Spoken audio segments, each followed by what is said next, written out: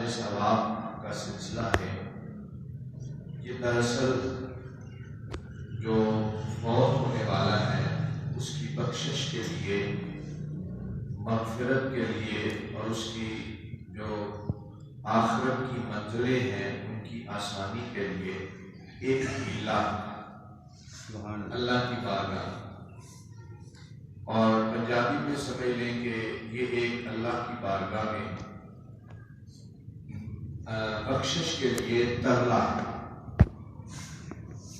تو یہ اللہ تعالیٰ کی بارگاہ میں کوئی پتہ نہیں ہوتا کہ کون سی چیز قبول ہو جائے اور بندے کی بخشش کا ذریعہ بن جائے۔ اس لیے یہ فوت ہونے والے کے بعد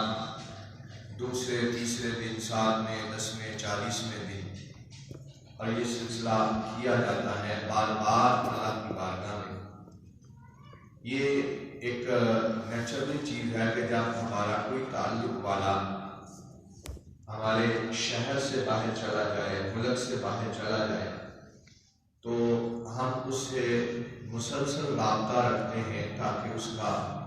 اگلی جگہ پہ دل لگ جائے اور اس کے معاملات آسان ہوں۔ تو یہی مثال ایسے ہے کہ جب کوئی بندہ اس دنیا سے دوسرے جہان میں منتقل ہوتا ہے موت کے بعد، تو بچھڑوں کا جو ایصال ثواب ہے یہ اس کے لیے انسیت کا باعث ہوتا ہے۔ اس سے اسے انس ملتا، اسے سہارا ملتا، اسے تسلی ملتی ہے کہ جب پچھلے اس کے لیے کوئی نہ کوئی دعا،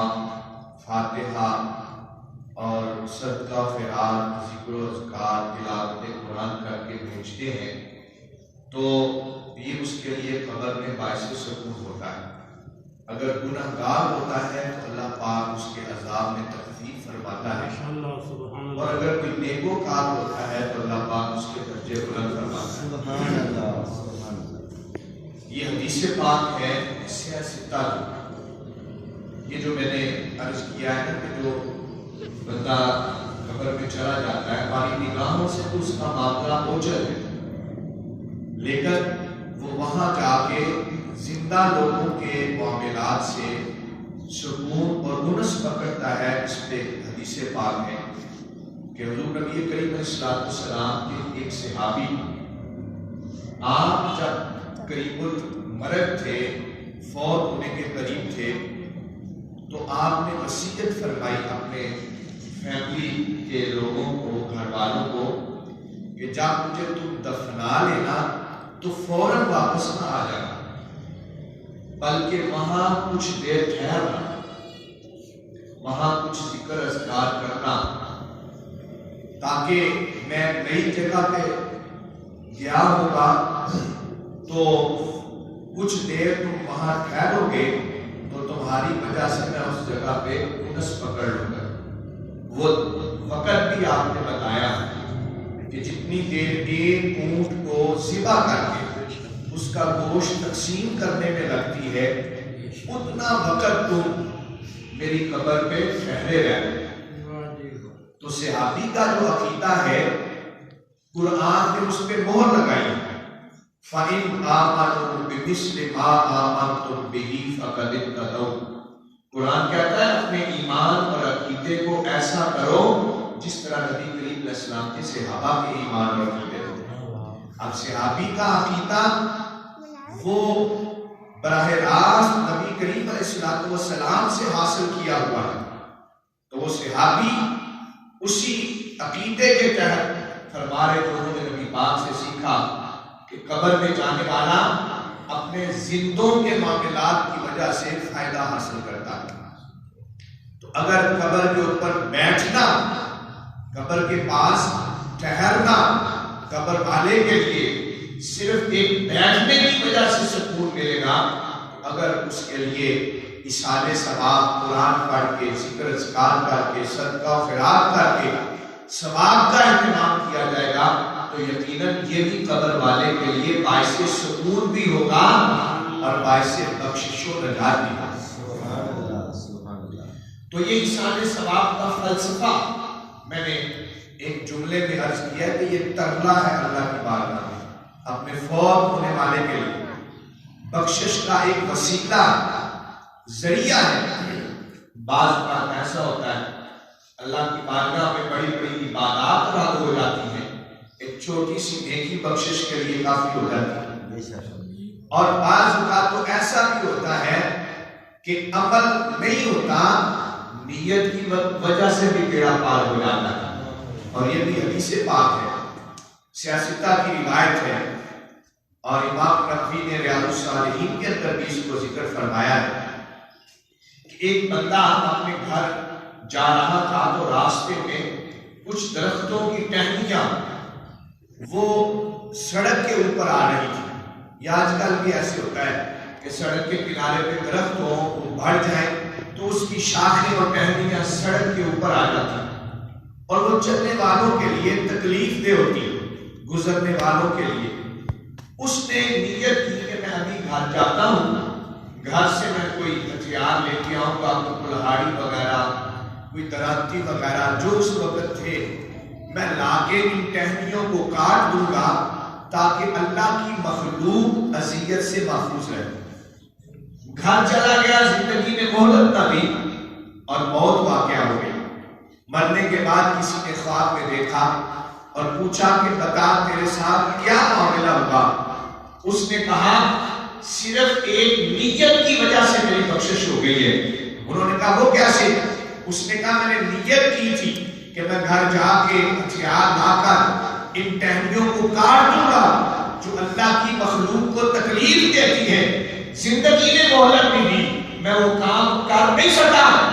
میری نیت خالص تھی، اللہ نے اسی نیت کی وجہ سے میری بخشش فرما دی۔ سبحان اللہ۔ اب بتائیے یہاں تو کچھ کیا بھی نہیں، صرف نیت کی ہے۔ اس لیے رسول اللہ صلی اللہ علیہ وسلم نے فرمایا کہ نیت المؤمن خیر من عملہ، مومن کی خالص نیت اس کے عمل سے بہتر ہے۔ عمل میں ریا آ گئی تو عمل ضائع ہو گیا، اور نیت اگر خالص نہ رہی تو اس کا اجر بھی نامہ اعمال میں لکھ دیا جاتا ہے۔ تو آپ اندازہ کریں کہ ایک نیت کی وجہ سے بخشش ہو گئی، تو جو اتنا اصالہ ثواب میں اہتمام کیا جاتا ہے، قرآن خوانی کی جاتی ہے، صدقہ خیرات کیا جاتا ہے، ذکر اذکار کیا جاتا ہے، تلاوت قرآن کی جاتی ہے، نعت خوانی کی جاتی ہے، دعا کی جاتی ہے، سب مل کے اللہ کی بارگاہ میں۔ اور یہ اجتماع کا ایک فائدہ بھی کہ یہ فلسفہ اور حکمت ہے، لوگوں کو جمع کر کے۔ آپ دنیا کے حوالے سے بھی ہم نے کسی سے کام لینا ہو، اگر اکیلا بندہ وہاں جائے اس کا اور حساب ہے، 10 بندے اکٹھے ہو کے چلے جائیں تو وہ بندہ کہتا ہے کہ چلو 10 بندے آئے میرے دروازے پر، اب میں نے کیا توڑنا ہے، کچھ نہ کچھ وہ ضرور ان کی بات مان لیتا ہے۔ تو یہ لوگوں کو جو جمع کیا جاتا ہے، جب سب لوگ مل کر اللہ کا کرنا مارتے ہیں، اللہ کی بارگاہ میں عرض کرتے ہیں، تو اللہ تعالیٰ پھر اپنے بندوں کی موڑتا نہیں ہے، مرنے والے کی بخشش بھی ہو جاتی ہے، دعا کرنے والوں کا بھی کام بن جاتا ہے۔ یہی فلسفہ ہے ایثار ثواب کا۔ سمجھنے کے لیے وہ ایک چیز ہی ہوتی ہے، اگر سمجھ میں آ جائے تو۔ اس لیے یہ جو نام رکھے گئے ہیں، یہ نام نسبت کی وجہ سے رکھے جاتے ہیں۔ یہ ہم دیگر معاملات میں بھی رکھتے ہیں۔ یہ ختم چہلم رکھا اس وجہ سے 40 دن کے بعد، تو 40 دن کے بعد اس لیے کہ 40 کا عدد اللہ کو بڑا محبوب ہوتا ہے۔ یہ بھی نسبت ہے، بخشش کے ہیلے میں یہ بھی ایک نسبت رکھی گئی ہے، کیونکہ عدد کی جو نسبت ہے یہ بھی اللہ کو بڑی پسند ہے۔ اس لیے تو کئی عبادات میں عدد مقرر کیے گئے، نماز کے عدد مقرر ہے، طواف کعبہ کے عدد مقرر ہے، سعی صفا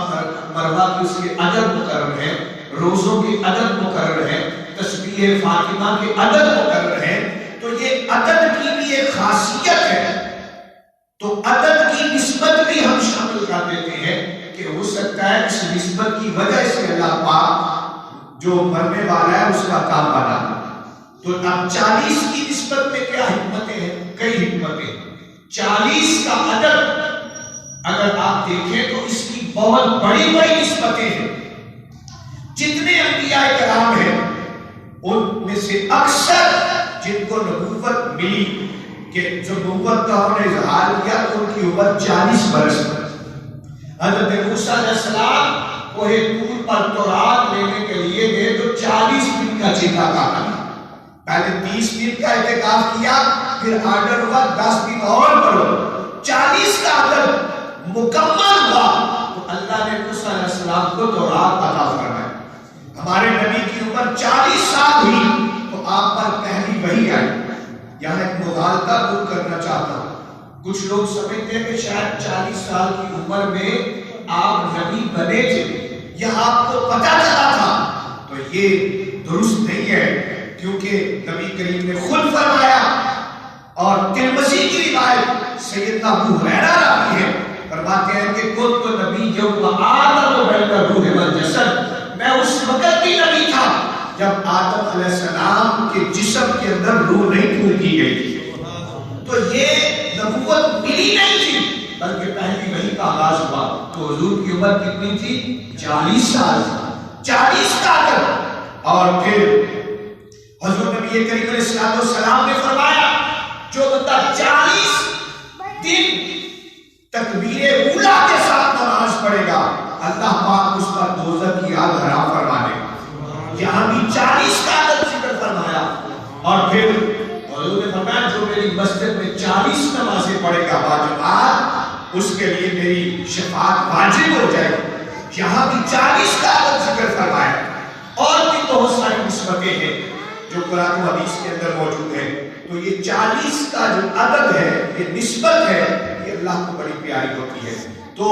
ہم نے یہ 40 کے عدد کی نسبت بھی شامل کر دی کہ یہ نسبت بھی شامل ہو جائے جہاں قرآن کا ثواب جہاں نعت خوانی کا ثواب جہاں طعام کا ثواب جہاں دعا کا اہتمام وہاں یہ عدد کی نسبت بھی شامل ہو جائے گی کوئی تو اللہ کو چیز پسند آئے گی پڑھنے والے کا کام بھی بن جائے گا شامل ہونے والوں کا کام بھی بن جائے گا یہ ایک نسبتی نام ہے اس طرح ہم اب کھانا تو ہم روٹین میں کھاتے ہیں تو وہی کھانا جب ہم رمضان میں صبح کھاتے ہیں تو اسے کیا کرتے ہیں کبھی نہیں کسی نے کہا کہ صبح کھانا کھانا ہے کیا کہتے ہیں ہم سحری اور وہی کھانا ہم جب رمضان میں مغرب کے وقت کھاتے ہیں تو اس کا نام کیا رکھ دیتے ہیں افطاری کرنی کھانا کوئی نہیں کہتا کہ فلان نے کھانے کا اہتمام کیا اگر فلان نے افطاری کا اہتمام کیا کیونکہ افطار سے اس کی نسبت ہوگی وہی کھانا بچے کے 7ویں دن پیدا ہونے کے بعد کیا جائے تو وہ کیا بن جاتا ہے عقیقہ اسے عقیقہ ہی فلان نے عقیقہ کیا یہ نہیں کبھی کہا کہ فلان نے کھانا پکایا ہے عقیقہ کی نسبت ہوگی عقیقہ عق سے ہے اور عق کا معنی ہوتا ہے خون بہانا کہ بچے کی طرف سے خون بہایا جاتا ہے اور اسی طرح وہی کھانا اگر شادی کے 1 دن بعد آ جائے تو اسے کیا کہتے ہیں ولیمہ اب کھانا تو وہی ہے لیکن نسبتیں بدل گئی ان کے نام بدل گئے اس لیے ایصال ثواب وہی ہے اگر کل شریف پڑھ کے دلا دیا تو اسے کل شریف کا کہہ دیا اگر 7ویں دن دلوا دیا اسے 7واں کہہ دیا 40ویں دن دلوایا اسے 6واں کہہ دیا سال بعد دلایا اسے سالانہ کہہ دیا تو یہ نسبت کی وجہ سے نام رکھے جاتے ہیں حقیقت سب کی کیا ہے ایصال ثواب اور ایصال ثواب کیا ہے اللہ کی بارگاہ میں ترلا ہم ترلا ہی کر سکتے ہیں نا بندے ہم اس کے بندے ہیں وہ ہمارا نام ہے تو ہمیں ترلا ہی اللہ کی بارگاہ میں پیش کرنا ہے یا اللہ ہمارے مرنے والے کی بخشش کر دے اور ہماری بخشش بھی فرما دے اور جب اللہ کی بندے جو ہے وہ جمع ہو کے دعا کرتے ہیں تو اللہ فرماتا ہے میرے بندے جب ہاتھ اٹھاتے ہیں نا ہاتھ تو مجھے حیا آتی ہے کہ اس کے میں اٹھے ہوئے ہاتھ خالی کو فرماتے ہیں کہ وہ اس طرح جب ہاتھ چہرے پہ پھیرتا ہے اللہ پاک اس کی دعا پہلے قبول فرما لیتا ہے تو اس لیے یہ کام کیا جاتا ہے اللہ تعالیٰ ہم سب کو صحیح سمجھ کی توفیق نصیب فرمائے اور اللہ پاک ہمیں بھی اپنی موت کی تیاری کی توفیق نصیب فرمائے وہ بہانے سارے بنا والا درود پاک اجماع 3 مرتبہ قرآن کریم